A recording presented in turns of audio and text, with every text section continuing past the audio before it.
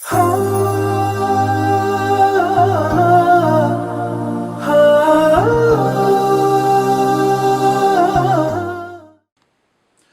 بالله من الشيطان الرجيم. بسم الله الرحمن الرحيم. إن الحمد لله نحمده ونستعينه ونستغفره ونعوذ بالله من شرور أنفسنا ومن سيئات أعمالنا. من يهده الله فهو المهتدي ومن يضلل فلا هادي له. والصلاة والسلام على سيدنا وحبيبنا ورسولنا محمد صلى الله عليه وسلم وعلى آله وأصحابه ومن تبعه بالإحسان إلى يوم اللقاء آمين. أما بعد. Adáwọ́pẹ́ fún Ọlọ́run ọba àjọkẹ́ ayé, ọba onídáadáa fún gbogbo àwa ẹ̀dá, ọba láàánú, ọba aládìpẹ̀lẹ́ ẹ̀san, ọba yìí tó gbé wa kalẹ̀ ní ti dáadáa pẹ̀lú Islam. Akíra wa káàbọ̀ sí orí agbọ́nrin ètò wa láti inú ìjọ Al-Falah Islamic Society of Nigeria. Ètò tá a gbé kalẹ̀ fún ìlọsíwájú dáadáa gbogbo ọmọ mùsùlùmí. Àwa kíra wa káàbọ̀ pé assalamu alaikum wa rahmatullahi wa barakatuhu.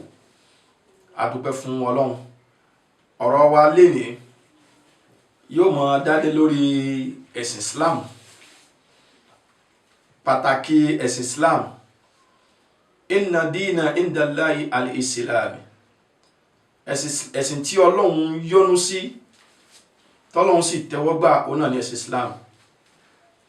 Ọlọ́run wá fi rán Ànábì wa Muhammad sallallahu alayhi wa sallam kó wá fi ṣe àtúnṣe nínú ayé. Ọ̀pọ̀lọpọ̀ wa wá ń bẹ léyìí tó ṣe pé abára wa pé bàbá àti ìyá mùsùlùmí ni wọ́n tí wọ́n bí wa sínú Islam. Ó wá ń deprive wa, kò jẹ́ ká mọ̀ kí ni pàtàkì ẹ̀sìn Islam gangan fúnra rẹ̀. Lénìí a wá fẹ́ mú àwọn nǹkan oríṣi bíi mélòó kan wá léyìí tá fi mọ̀ pé ẹ̀sìn Islam ẹ̀sìn agbanilà ni, ẹ̀sìn ayọni nínú wàhálà, ẹ̀sìn tí yọ̀yàn kúrò nínú ìdààmú. Inna dina yusra. Ẹ̀sìn tó rọrùn ni láàrin ẹ̀dá pẹ̀lú Ọlọ́run, ẹ̀sìn tó rọrùn ni láàrin ẹ̀dá sí ẹ̀dá ẹgbẹ́ rẹ̀, ẹ̀sìn tó rọrùn ni fúnra ara títí wá gan pẹ̀lú ìgbádùn ẹ̀mí àti ọkàn wa. Ẹ̀sìn Islam ẹ̀sìn tó rọrùn ni. Ọ̀nkálùkù náà ní máa fà béèrè ipe kí ni mo wá ṣe láyé. A máa béèrè pé lẹ́yìn ìgbà tá bá kú omi ibo là ń lọ. A máa béèrè pé ibi tá ń lọ kí la fẹ́ mú dání lọ. Gbogbo àwọn àǹfààní nǹkan wọ̀nyí, gbogbo ẹ̀ pátá ní Islam lọ́lọ́run kó dání, lọ́lọ́run ní kí Islam kó dání. Gbogbo àwọn ìbéèrè yìí náà ni Ọlọ́run fi sínú Islam fún wa, tó ṣàlàyé ẹ̀ fúnra wa. Àkọ́kọ́ nínú ẹ̀ òun ni pé ẹ̀sìn Islam ó ti dáhùn sí gbogbo ìbéèrè pátá, gbogbo ìbéèrè ayé ta fẹ́ béèrè. Ta lọ́lọ́run ni? Báwo la ṣe dọ́lọ́run mọ̀? Kí la wá ṣe nínú ayé? Pàtàkì torí ẹ̀ wálé ayé. Kí la fẹ́ dì mẹ́rù? Kí lọ́lọ́run fẹ́ béèrè lọ́wọ́ wa? Ìrìn àjò nú sàréè, ìrìn àjò ọjọ́ ìgbéra kíyámọ̀, bálùjánnà ṣe rí, bíná ṣe rí, gbogbo ẹ̀ pátá Ọlọ́run ṣàlàyé sínú inú Islam. Ọlọ́run wá kó gbogbo ẹ̀ jọ, Ọlọ́run wá kó sínú Al-Qur'an. Àǹfààní àkọ́kọ́ nìyẹn tí Islam ní ni pé Ọlọ́run yọ̀ǹda Al-Qur'an sínú Islam. Al-Qur'an tọ́lọ́run wá yọ̀ǹda sínú Islam yìí kìí ṣe ìwé lásán, kìí ṣe ìwé ìtàn, kìí ṣe ìwé àlọ́, kìí sì ṣe pé ìwé tó ṣe pé a kàn máa lò fún ọ̀rọ̀ ìgbésí ayé sáyẹ́nsì àbí nǹkan míì nìkan. Lóòótọ́ gbogbo àwọn nǹkan wọ̀nyí ló ń bẹ nínú ẹ̀, àmọ́ ọ̀rọ̀ Al-Qur'an ọ̀rọ̀ Ọlọ́run gangan ni. Òun sì ní orí ẹ̀bùn tí Ọlọ́run fún gbogbo ẹ̀dá pátápátá, léyìí tọ́lọ́run ò fún ẹ̀sìn míì nírú ẹ̀. Láti jọ́ tí Ọlọ́run ti sọ Al-Qur'an kalẹ̀ fún Ànábì Muhammad sallallahu alaihi wasallam títí di èní àtàyàmọ̀ al-qiyamah wa inna nahnu lahu lahafizun. Ọlọ́run láwọ̀ Ọlọ́run la máa protect Al-Qur'an. Àǹfààní àkọ́kọ́ tí Islam fún wa, tá mọ̀ pé Islam dùn, òun náà ni pé Ọlọ́run yọ̀ǹda Al-Qur'an, Ọlọ́run yọ̀ǹda ẹ̀ fún wa. Inú Al-Qur'an náà lọ́lọ́run ti jẹ́ ká mọ̀ pé wa ma khalaqtul jinna wal insa illa liya'buduni. Our purpose of coming to this world, inú Al-Qur'an lọ́lọ́run ti júwe pé ẹ sìn èmi Ọlọ́run. Báwo la ṣe wá fẹ́ sìn Ọlọ́run? Islam lọ́lọ́run fi kalẹ̀ táwọn fi sìn Ọlọ́run, tó ń túmọ̀ sí pé Ọlọ́run fi Al-Qur'an sínú Islam. Ọlọ́run wá fi Al-Qur'an ṣe kọ́kọ́rọ́ tá a fi ṣílẹ̀kùn wọnú Islam. Islam wà ní kọ́kọ́rọ́ tá a fi ṣílẹ̀kùn tá a fi rójú re àti àánú Ọlọ́run. Àǹfààní àkọ́kọ́ ni. Àǹfààní ẹlẹ́ẹ̀kejì, nínú Islam nìkan lèyàn ti lè rí ìdùnnú tí báyàn kalẹ̀, ìdùnnú tí kìí ṣe ìdùnnú tí máa nígbà àbí fásìkò kan, ìdùnnú tí máa bẹ gbére. Nínú Islam ni. Kí ni ìdùnnú náà? Òun náà ni ìdùnnú kí èèyàn máa rí yọ́nú Ọlọ́run. Raditu lakumul Islam dina. Ọlọ́run ni mo yọ́nú sí Islam fún yín ní ẹ̀sìn. Tó túmọ̀ sí pé ẹni bá tí wọ́n ń ṣe Islam, ó ti bẹ̀rẹ̀ sí ní rí yọ́nú Ọlọ́run. Tẹ́yẹ̀ bá ti wá rí yọ́nú Ọlọ́run, ìdùnnú ayérayé tí ò ní tán mọ́ nínú ẹni bẹ́ẹ̀ mọ̀ rí. Ẹni tọ́lọ́run bá ti wá ń rí, ẹni tọ́lọ́run bá ti ń yọ́nú sí, tó ń rí ìdùnnú Ọlọ́run, gbogbo ẹ̀dá tọ́lọ́run dá, Ọlọ́run ó pa wọ́n láṣẹ, wọ́n mọ̀ yọ́nú sí ẹni bẹ́ẹ̀. Lẹ́yìn tọ́lọ́run bá wá yọ́nú sí, táwọn ẹ̀dá náà yọ́nú sí, òun gẹ́gẹ́ fún ara rẹ̀ yóò máa wá yọ́nú sí ìdájọ́ Ọlọ́run. Ẹ̀rí ìdùnnú yóò máa wá pàdé ara wọn. Kádàrá Ọlọ́run yóò yọ́nú sí, àmì wo Ọlọ́run yóò yọ́nú sí. Ọlọ́run tó mọ̀ wá yọ́nú tó náà yóò mọ̀ wá di pé ó ń kálukú ó mọ̀ wá yọ́nú sí, ó mọ̀ wá yọ́nú síra wọn. Inú Islam náà lèyàn ti lè rí al-imanu bil qadari khairihi wa sharrihi. Àǹfààní ẹlẹ́ẹ̀kejì ni. Àǹfààní ẹlẹ́ẹ̀kẹta tí Islam fún wa, òun ni pé easy communication with our Creator. Islam fún wa ní àǹfààní kábàlẹ̀ mọ̀ àǹfààní tí mẹ́nu Islam. Àǹfààní ẹlẹ́ẹ̀kẹta ni pé ìrọ̀rùn láti bá Ọlọ́run wa sọ̀rọ̀ bidun tawassul, láì ní máa wá pé à ń wá link kankan. Islam ló fàyè kalẹ̀. Ibo wá ní ìbọ́lọ́hun sọ̀rọ̀, ibo ló wà nínú Islam? Ó wà níbi ká jọ́sìn fọ́lọ́hun níbi ìrun kíkí. Tá bá ti bẹ̀rẹ̀ sí ní ká Suratul Fatiha, a ti bẹ̀rẹ̀ sí ní ṣe athana'u wa tahmid lillahi ta'ala. A dúpẹ́ fọ́lọ́hun, alhamdulillahi rabbil alamin, arrahmanir rahim, maliki yawmiddin, iyyaka na'budu wa iyyaka nasta'in. Àwa bẹ̀rẹ̀ àdúà, ihdina siratal mustaqim. A ti bẹ̀rẹ̀ sí ní bọ́lọ́hun wa sọ̀rọ̀ nìyẹn. Ihdina siratal mustaqim, siratal ladina an'amta alayhim ghayril maghdubi alayhim waladdallin. Àwa ṣe àmín àti bá Ọlọ́run sọ̀rọ̀ kan nìyẹn. Àyè wá ṣí fún Mùsùlùmí láti bá Ọlọ́run sọ̀rọ̀ at 5 different appointed time on daily basis. Allahu Akbar. Islam ló fún wa láǹfààní yẹn. That is one of the beauty of Islam. Ó ló fún wa ní àǹfààní yẹn láti bá Ọlọ́run sọ̀rọ̀ ní ẹ̀ẹ̀márùn lójúmọ́. Lásìkò ìgbà yẹn tọ́lọ́ náà sì máa ń retí pé tọ̀ lágbájá yìí fẹ́ bá mi sọ̀rọ̀. So you are communicating with your God. Direct communication with your Creator. Islam ló fàyè yẹn lẹ̀ fún wa. Tá bá wá tún wá dé ìforíkanlẹ̀, gẹ́gẹ́ bí tí Ànábì Muhammad sallallahu alaihi wasallam tó sọ fún wa pé àsìkò tí inú Ọlọ́run máa ń dùn sí ẹ̀dá dáadáa, òun ni tẹ́dá bá wà ní ìforíkanlẹ̀. Gbogbo tí ẹ̀dá bá wà tọrọ lásìkò gbà yìí, Ọlọ́run á yọ́nú sí fún, Ọlọ́run á ṣe. Islam ló fàyè kalẹ̀ fún wa. That is one of the beauty of Islam. Ẹlẹ́ẹ̀kẹrin, point number 4. Tí ẹ bá wá real peace, pé èèyàn wà láàfíà gẹ́gẹ́ fún ara rẹ̀, Islam ló ń jẹ́ bẹ́ẹ̀. Torí Islam gẹ́gẹ́ fún rẹ̀, Islam wasalama wal muslim, gbogbo àwọn nǹkan wọ̀nyí ó túmọ̀ sí nǹkan àlàáfíà. Islam ló jẹ́ ẹ̀sìn àlàáfíà, ló fi àyè lẹ̀, àyè kí ló filẹ̀, àyè pé gbogbo ìgbà pátá ká máa wá àlàáfíà fúnra wa. Bá ṣe máa bá Mùsùlùmí ẹgbẹ́ wa lò, Islam fàyè lẹ̀. Ìwọ̀ tá a ní síra wa gẹ́gẹ́ bí mùsùlùmí sí mùsùlùmí, ìwọ̀ rẹ́sítà ní sí ẹni tí kìí ṣe mùsùlùmí, ìwọ̀ tí a ní sí àwọn alul kitabi, ìwọ̀ tí a ní sí environment àti sí nature.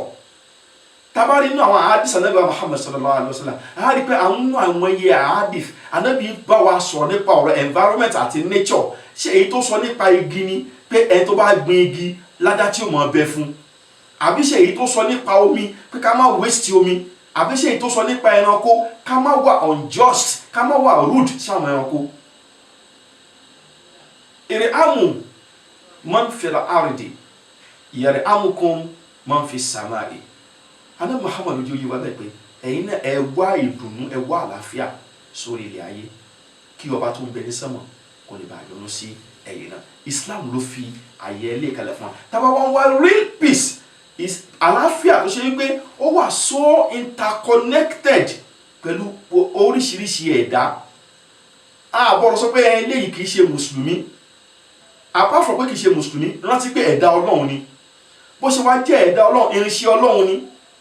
Gbogbo ìwọ̀ téèyàn máa ń fún ẹ̀dá ní kéèyàn fún. Àtà tí ẹ̀mí bá bọ́ lára ẹni tí kìí ṣe mùsùlùmí, Ànábì Muhammad sallallahu alaihi wasallam ó kọ́ wa ní ẹ̀kọ́ bá ṣe bọ̀rọ̀ wárìrì pétọ̀ ẹ̀mí ló bọ́ lára ti ẹ̀yin náà, bá àtẹ̀ ṣe bọ̀rọ̀ gba ẹ̀mí unjustly.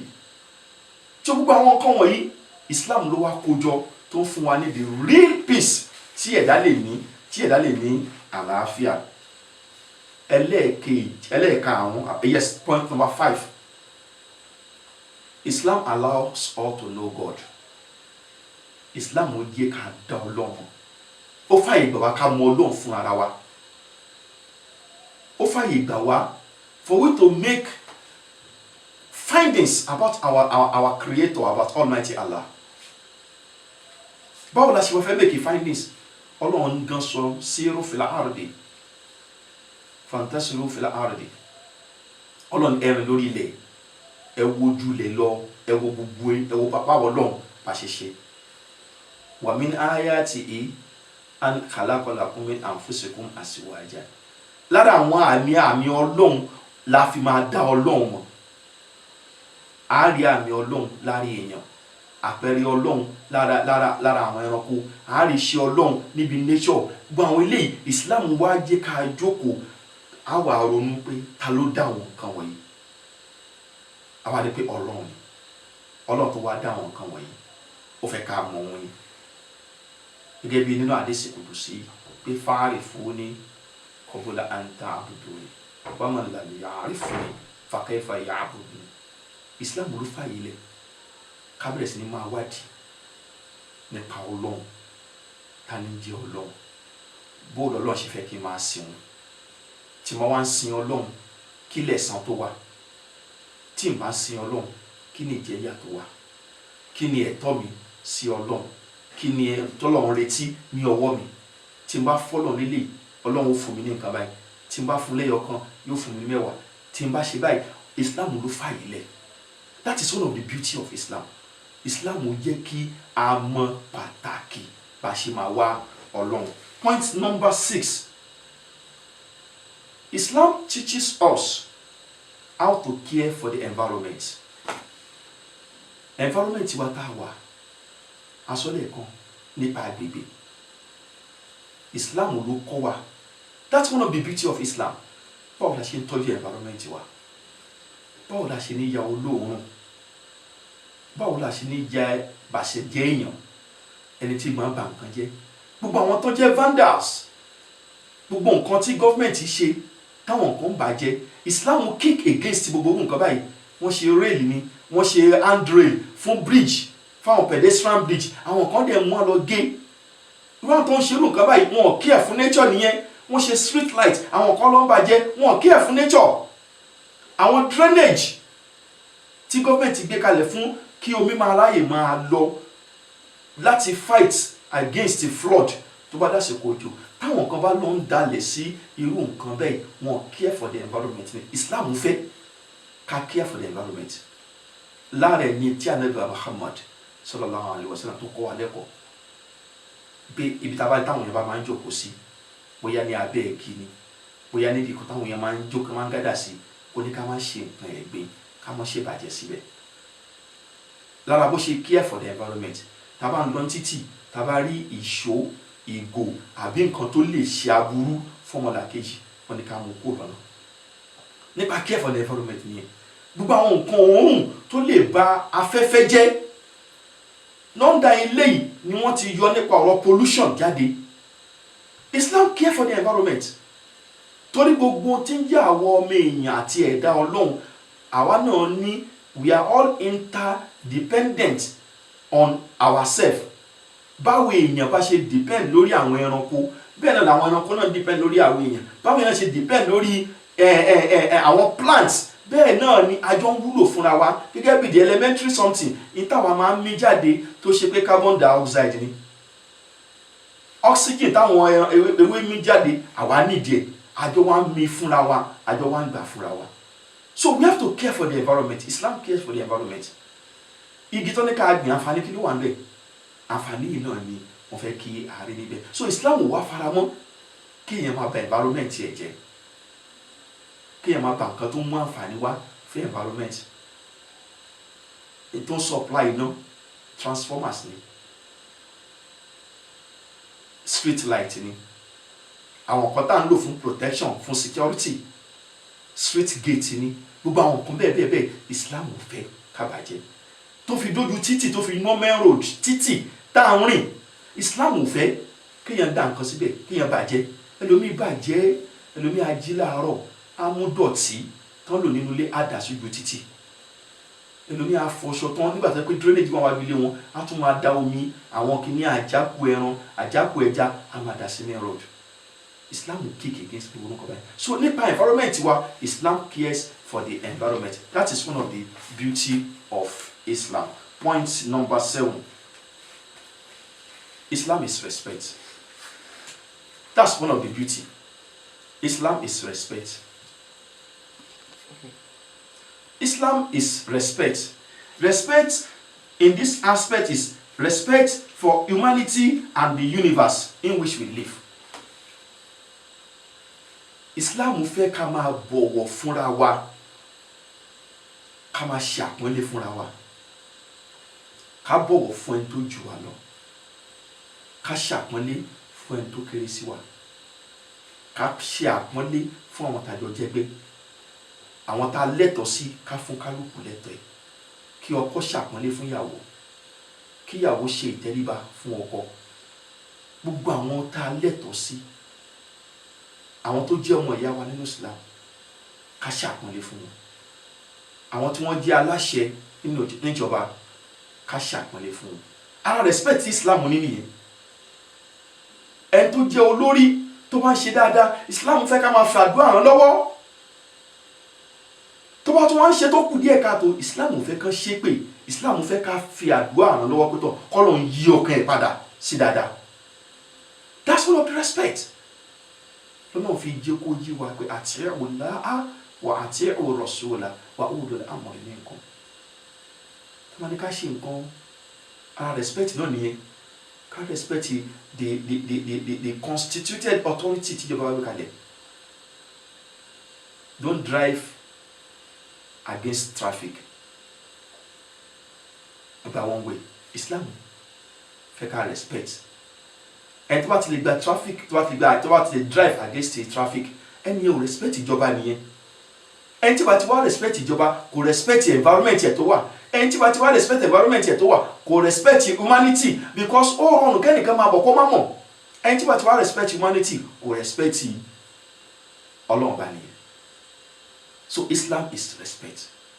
That's one of the beauty of Islam. Tẹ́ bá wá lẹ́yìn tó wá lóun jẹ́ Mùsùlùmí, tí ó wá jẹ́ tó lẹ́yìn tó jẹ́ tó tẹríba, irú ẹni bẹ́ẹ̀ kì í ṣe Mùsùlùmí tó pé, because one of the beauty of Islam is respect. Point number 8. Ó ní wípé Islam talks about equality of men and women. Equality in this sense ni pé bọ́lọ̀ ń ṣe dá ọkùnrin lọ́lọ́run dá obìnrin, although with different responsibility to each other and to the universe. but equality in this aspect ni pé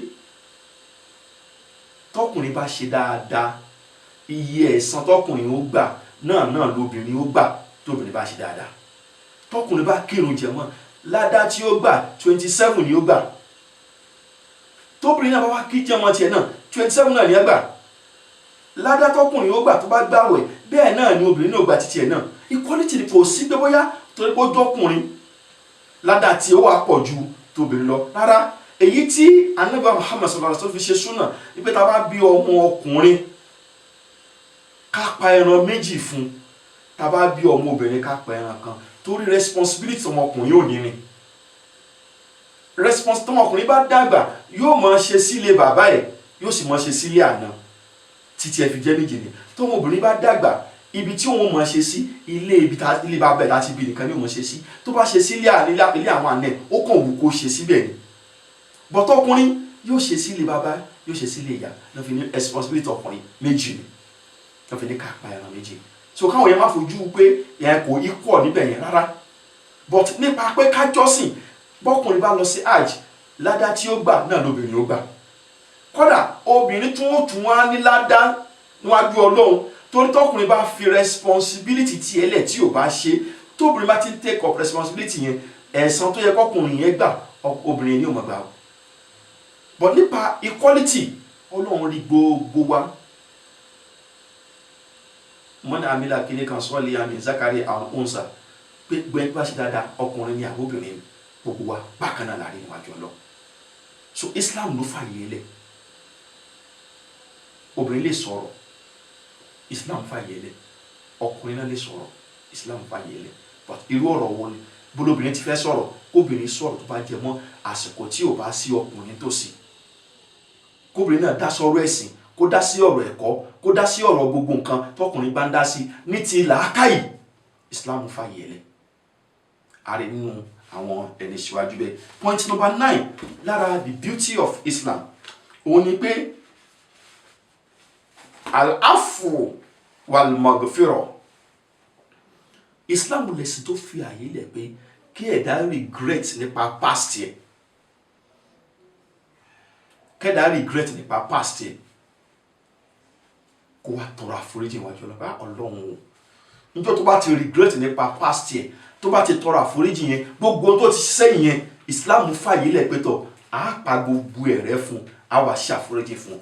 You are starting on a new note. That's one of the beauty of Islam. You are starting on a new note.